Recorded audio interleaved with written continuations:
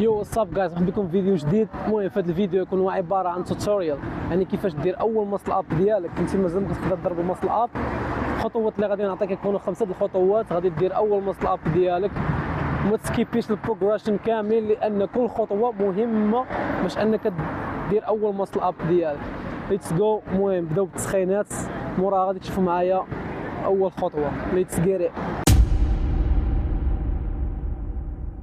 المهم قبل المسل اب ولا اي تمرين ضروري خصك تسخينات، ضروري على الاقل واحد 10 مينيت 15 مينيت ضروري تسخينات اخويا، راه مهم باش كتجنب الانجوري، باش كتجنب الاصابات، خصوصا الا كنتي مازال مبتدئ. بزاف ديال المبتدئين كيطيحوا في التسخينات، كيدخل نيشان البولابس الديبس، يطلع مسل اب ويطلع تشيكن وينغز، راه تجيبها في راسك. المهم تسخين. خوتي ديروا جيم، كومونتير، شير، ابوني. تحياتي البطل العمراوي. الناس يعني داك الشيء سيمبل، في شي حاجه. ها ها ها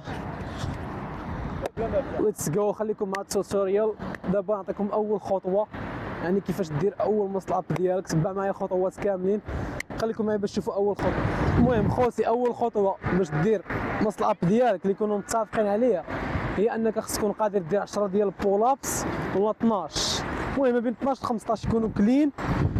خليكم معايا شوفوا اول خطوه اللي هي. المهم اول خطوه هي انك تتعلم تضرب البولاب الصدر ديالك كما نوريكم دابا في الفيديو. ما تبقاش تضرب البولاب العاديه اللي هي بحال هكا العنق، غتولي تضربها للصدر. انا نوريكم كيفاش.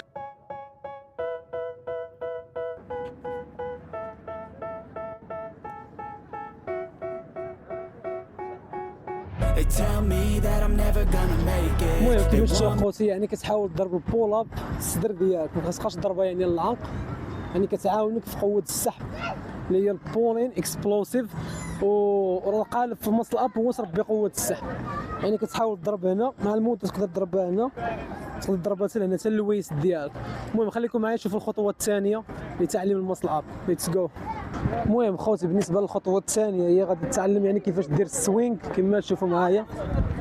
المهم هاد الخطوه راه ساهله، يعني كتحاول تتعلم الارجح، هاد تحاول تتعلم تدخل لقدام. هادي مهمه هادي. ولا ديري شي حاجه. المهم الا تلفتي دير شي حاجه حداك بحال هكا شي قرعه. هاد سوينغ كتدخل. المهم خليكم معايا باش تشوفوا الخطوه الثالثه اللي هي مهمه باش دير اول مسل اب ديالك. ليتس جو. المهم خوتي بالنسبه للخطوه الثالثه هي اللي غتشوفوا معايا دابا. هاد الخطوه مهمه باش انك تتعلم كيفاش ترانزيشن، يعني كيفاش دير الانتقاله من البول للمسل اب. ساين.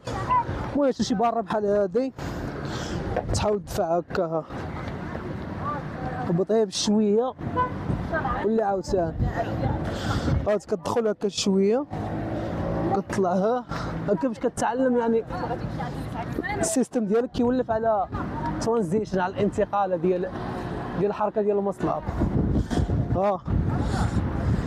تدخل تنقز كتدفع صافي كتهبط. تقدر دير ستريت بار ديبس، هي كتربي يعني شويه ديال لا فورس اللي ضروري.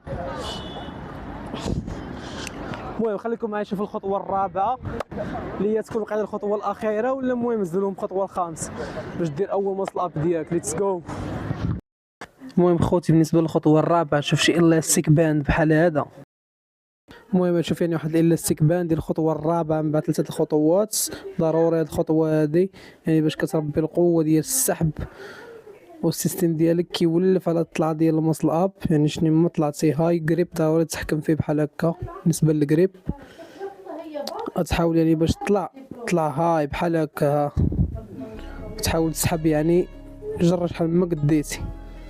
دابا مازال ما كنديرو مسل اب، كتحاول تربي قوه ديال السحب كما كتشوف، كتحاول تطلع يعني الماكس ديالك وهكا، يعني حتى السيستم ديالك كيولف. موراها غادي دير مسل اب بهاد لاستيك باش داتك كتولفوا السيستم ديالك. خليكم معايا نوريكم كيفاش. بالنسبه للخطوه الخامسه يعني غادي دير ماسل اب بهذا الاستيك هذا باش حتى البادي ديالك كيولف على الماسل اب.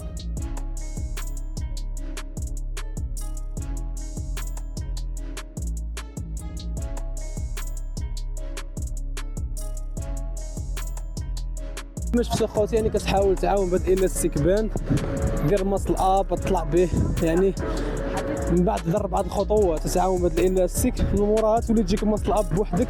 غدير اول ماسل اب ديالك عادي واخا دير الكيبين. انا مازال كنضربها بالكيبين، ما عنديش شي ماسل اب كلين مع شحال ديما ترينت عليها، ماشي مهم الكيبين كما درتيها في الاول دات كتولف وليتس جو. المهم الا بغيتي يعني تعرف كيفاش تطلع فورمه بزيرو درهم، الفيديو ما خليك هنايا ضروري تدخل تفرج له. ليتس جو سي يو ان انذر وان بيس اوت.